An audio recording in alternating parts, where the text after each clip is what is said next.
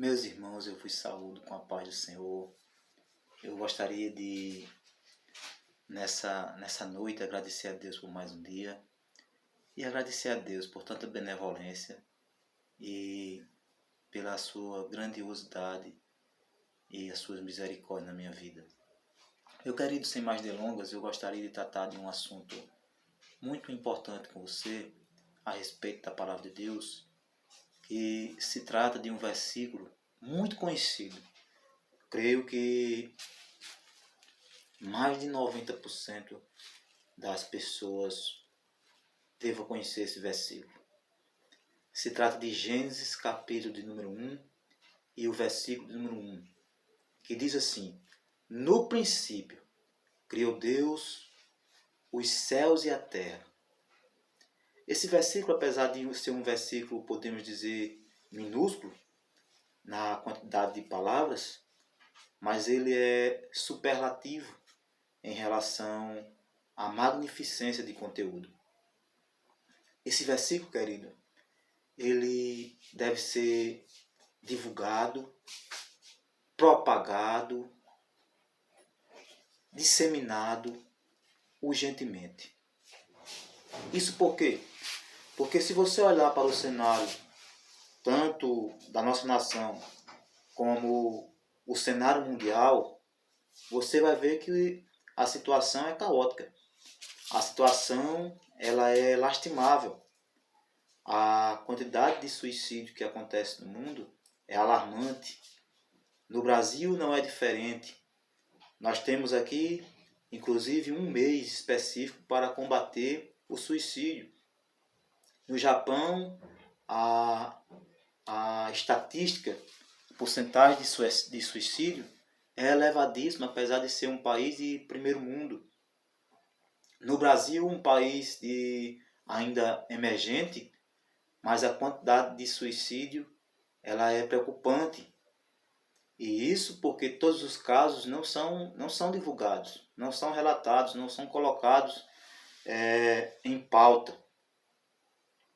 Então, qual é a importância desse versículo para o cenário atual? Por que tudo isso acontece? E a nossa crença, a minha crença, é que isso acontece, querido, por motivo das pessoas não conhecerem Deus.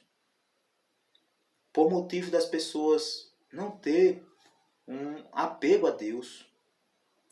Por motivo das pessoas não se relacionarem com Deus. Então, como já disse um certo filósofo, sem Deus tudo pode. Se não há um absoluto, se não há um embasamento concreto, então a sua base, o seu alicerce, infelizmente, vai ser em areia movediça. E você vai afundando, afundando, e até vir a sucumbir. Então, esse versículo, ele é urgente por causa disso, por causa que o cenário é desesperador, é caótico.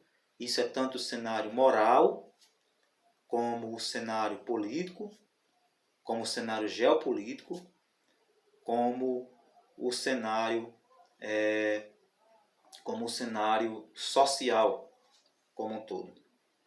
Esse versículo ele deve ser divulgado primeiramente porque o versículo ele fala sobre Deus. A palavra principal do versículo, a palavra-chave do versículo é Deus. No princípio, Deus. Então o versículo ele coloca todo o realce, todo o holofote, toda a preeminência em Deus. Deus como ser supremo, Deus como ser maior, Deus como superlativo, Deus como maioral, Deus como soberano, Deus como autoexistente. Então, o foco do versículo é Deus. Esse ser que nós conhecemos, que nós amamos, que nós adoramos, que nós aos seus pés nos prostramos, que nós a Ele bendizemos dioturnamente, que nós a Ele rendemos graças. Louvado seja o nome bendito de Jesus. Então, eu quero falar nessa noite a respeito de Deus. Quando nós olhamos, querido, você vê que muitas teorias são criadas em relação ao universo, né?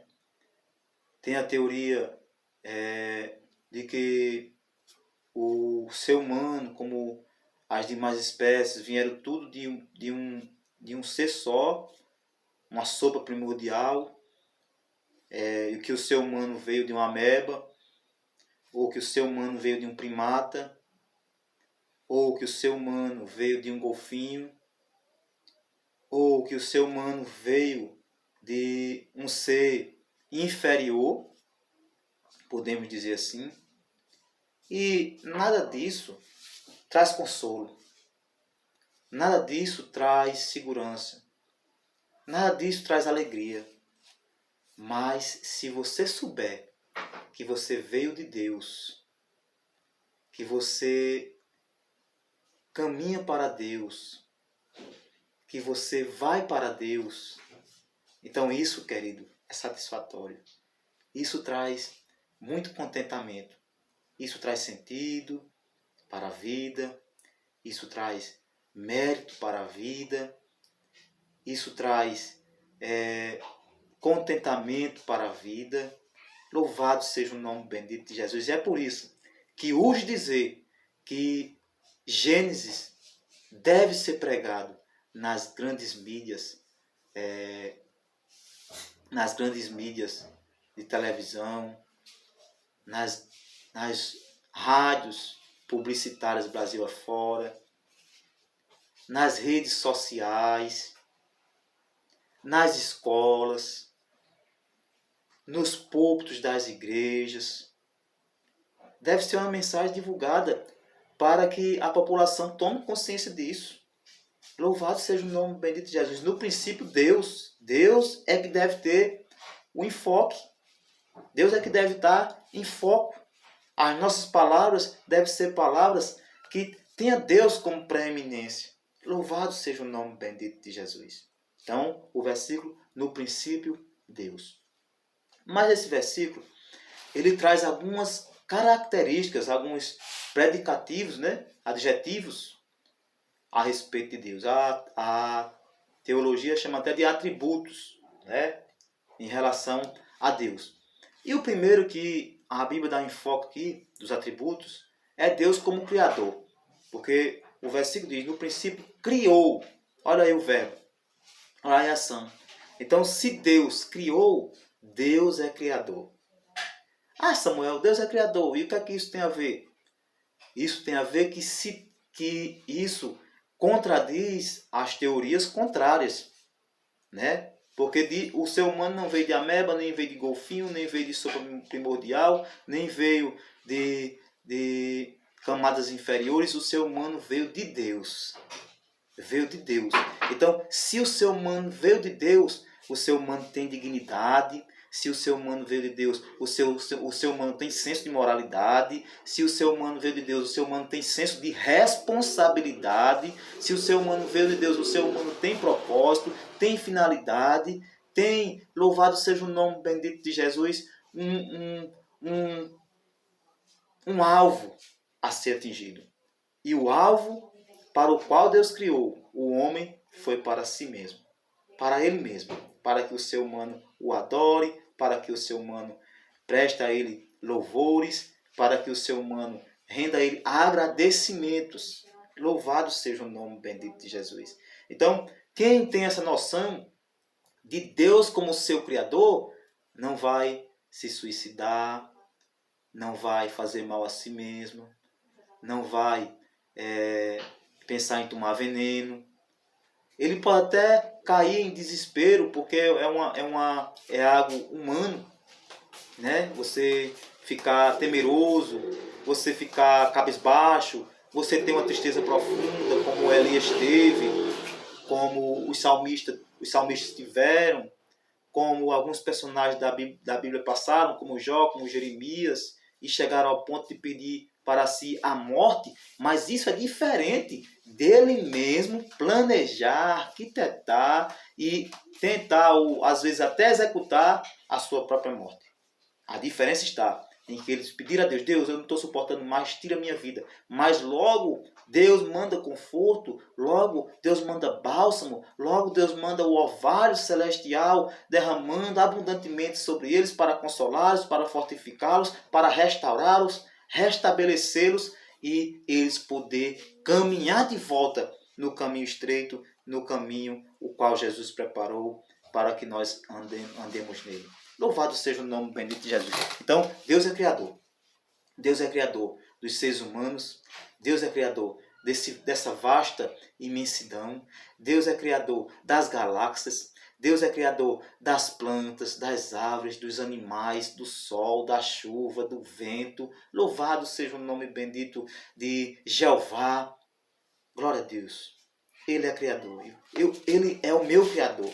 Você pode bater no seu peito assim e dizer: eu fui criado por Deus. Ah, Samuel, mas eu vim foi de minha mãe e vim do meu pai. Eles foram instrumentos secundários, usados por Deus. Mas o principal, a priori, você veio de Deus.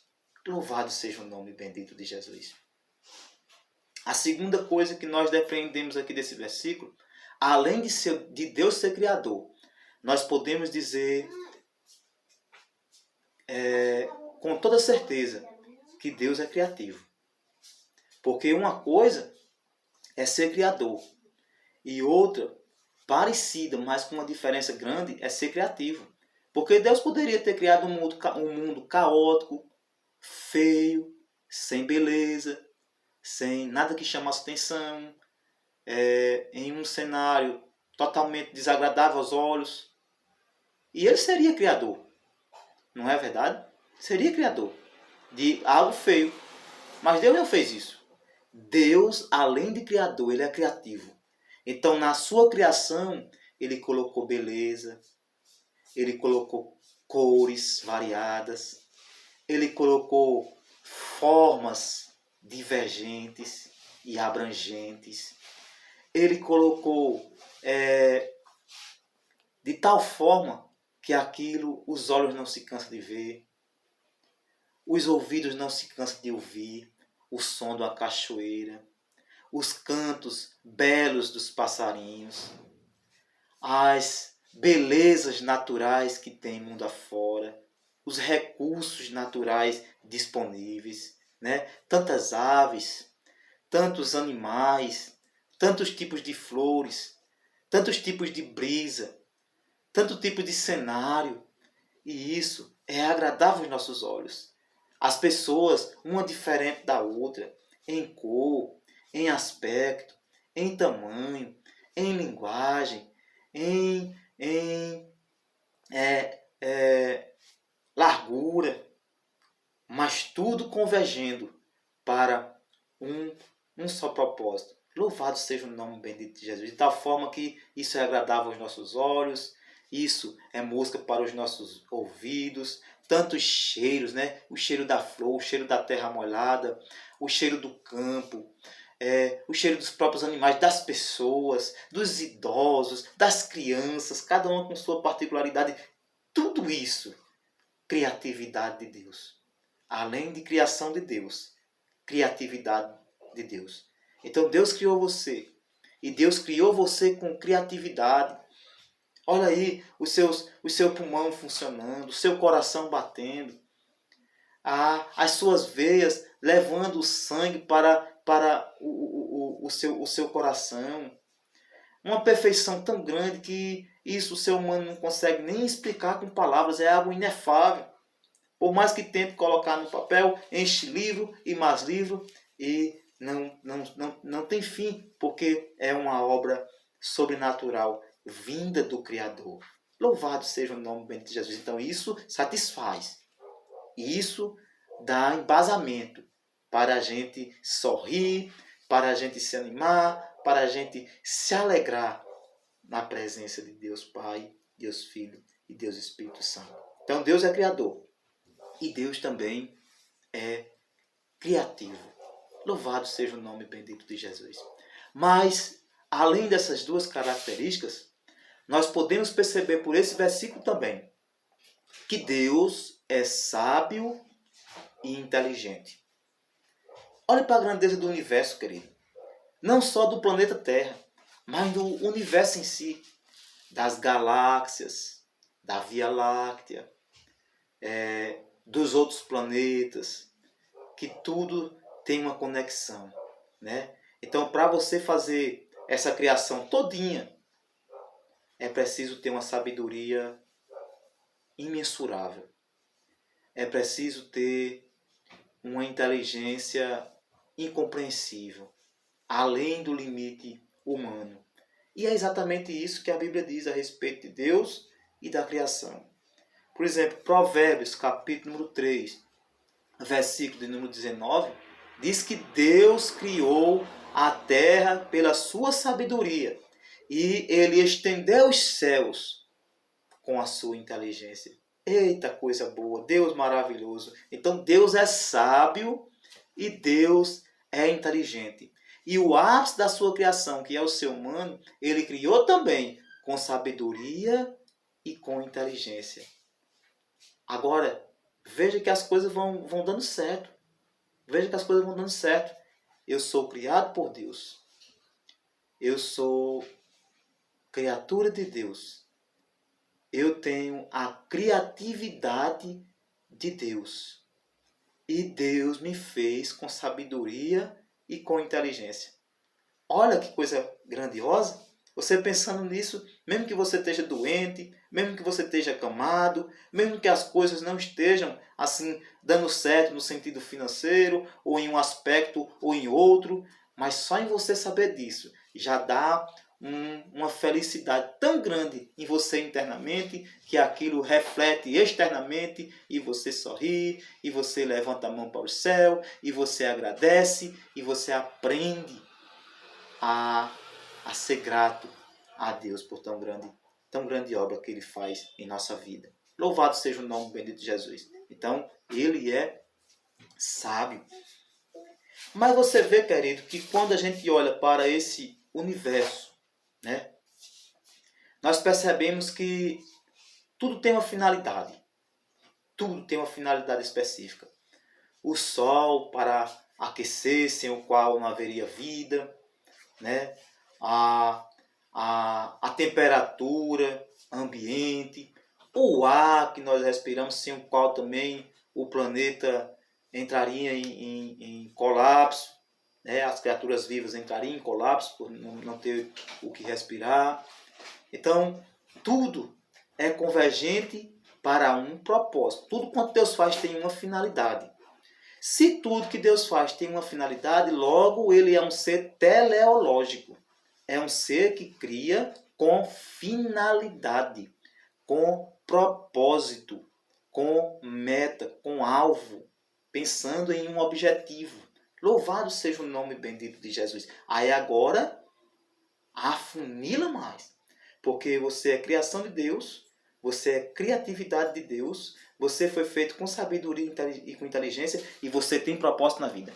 A vida não é um niilismo. A vida não é niilismo. A vida feita por Deus tem propósito, tem meta, tem alvo. O alvo é você andar com Deus aqui nesse mundo. O alvo é você obedecer Ele aqui nesse mundo. O alvo é você representá-lo aqui nesse mundo. O alvo é você ser feliz com Ele, com Cristo aqui nesse mundo. O alvo é ver você contente aqui nesse mundo. O alvo é você divulgar o nome dele aqui nesse mundo. O alvo é você saber que a vida tem um propósito dado pelo Criador. Isso é gratificante. Mas veja, querido, que se Deus criou tudo, universo, planetas, animais e pessoas, quem é o dono de tudo isso? Pensou? A resposta óbvia, incontestável, é que é Deus. Se Deus criou, Ele é o dono de tudo. E é exatamente isso que a Bíblia diz no Salmo 24.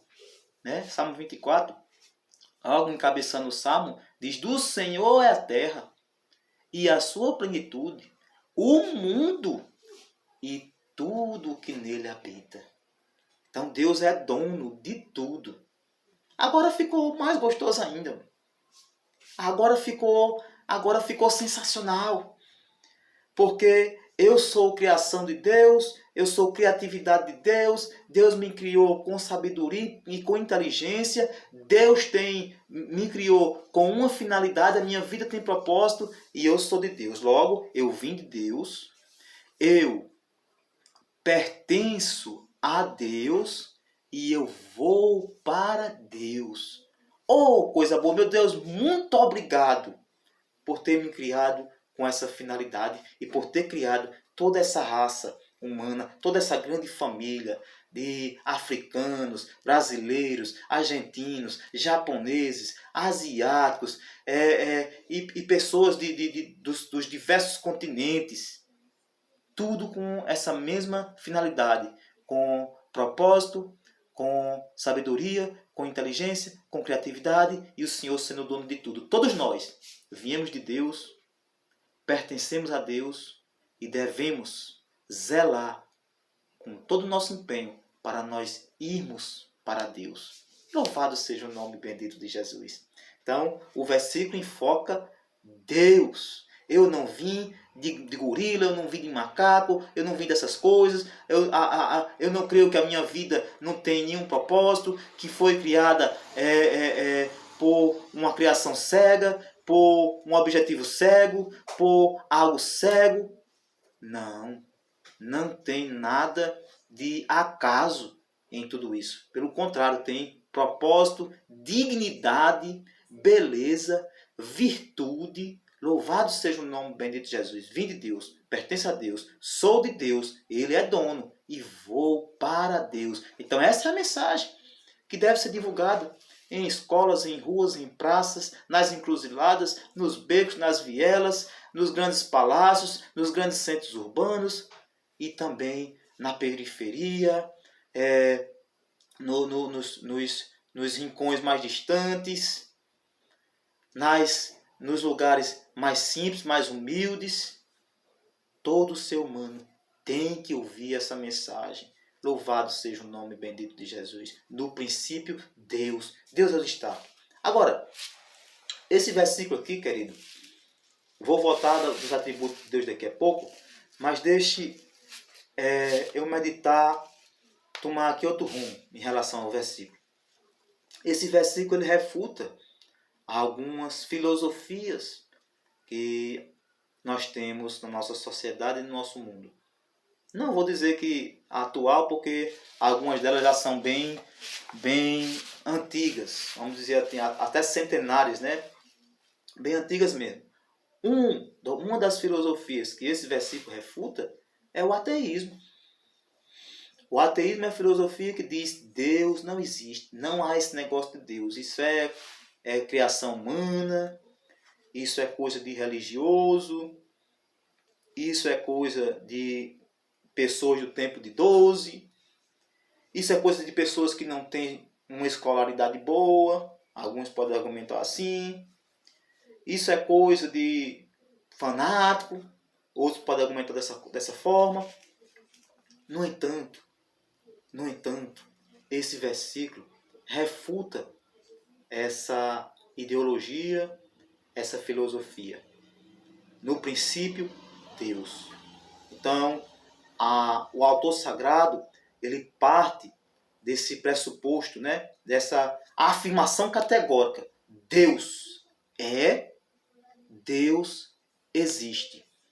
Eu sei que tem alguns filósofos que dizem, Deus não existe, Deus é.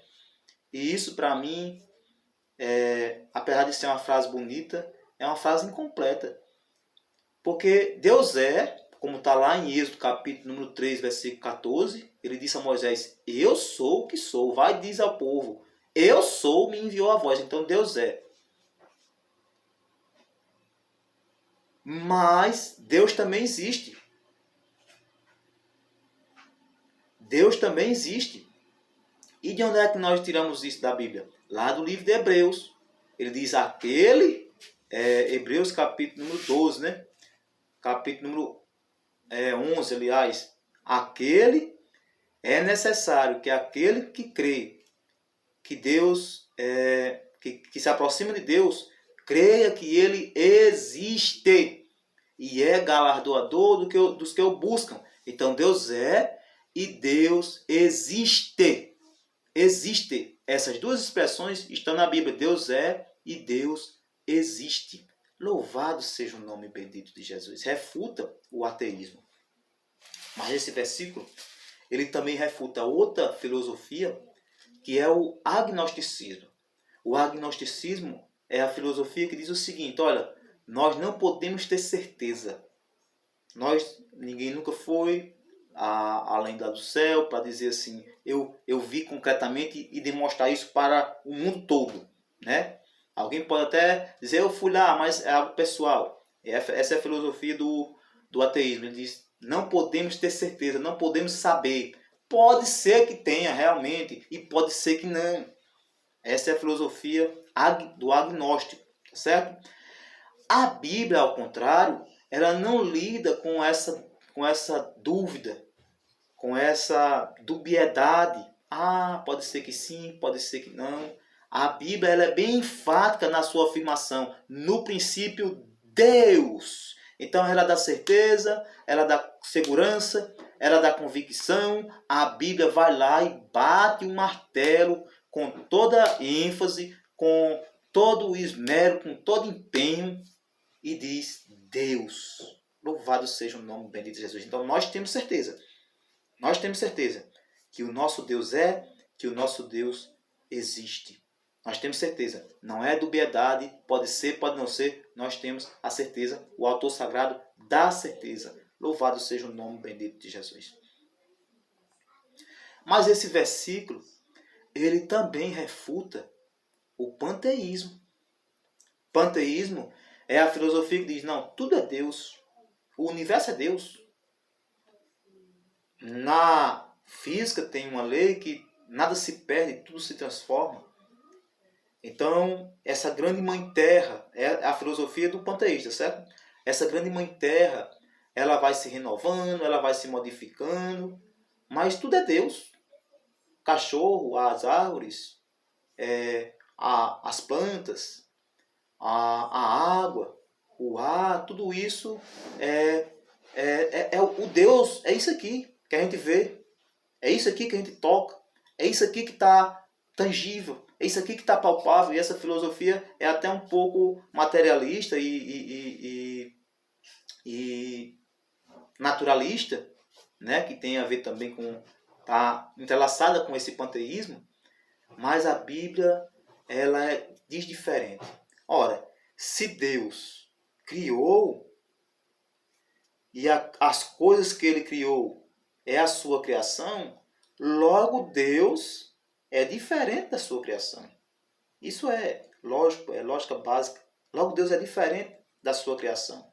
Apesar de ele vir para a sua criação e deixar suas digitais na sua criação e até fazer parte da sua criação, como Jesus Cristo veio, né? Fazer parte aqui da humanidade e dos sentimentos humanos, de dor, de tristeza e tudo mais, mas isso indica que ele é imanente, mas ao mesmo tempo ele é transcendente da sua criação. Logo, existe a diferença